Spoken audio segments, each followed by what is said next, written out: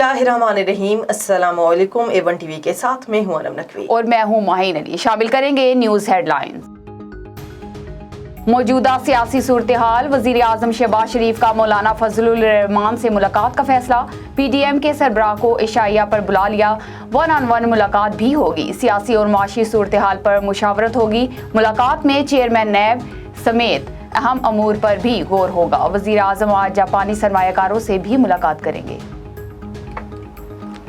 पाकिस्तान के लिए financial action task force आइंदा इजलास से अच्छी खबर की उम्मीद। ज़राए के मुताबिक पाकिस्तान के ग्रे से वाइट लिस्ट में वापस आने के रोशन इम्कानात।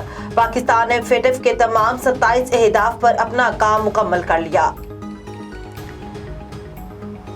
पाकिस्तान से रोड टू मक्का 2022 हज ऑपरेशन का आगाज। लाहौर से पहली परवाज 220 आज़मीन हज को लेकर मदीना मुनव्वरा रवाना।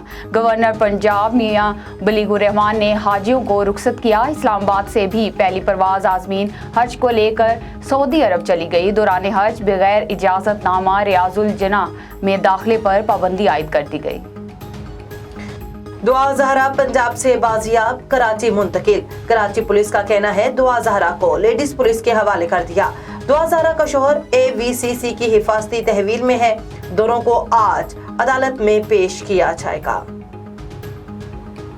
महंगाई का तूफान, अवाम परेशान। सब्जी, फल, गोश्त समेत इशाए खुर्दनोश की कीमतें बढ़ गईं। ट्रांसपोर्ट के किराए में इजाफा, अद्वियात भी महंगे डीजल और बिजली से काश्तकार भी परेशान। शहरियों का हुकूमत से पेट्रोलियम मसनूआत की कीमतें कम करने का मुतालबा।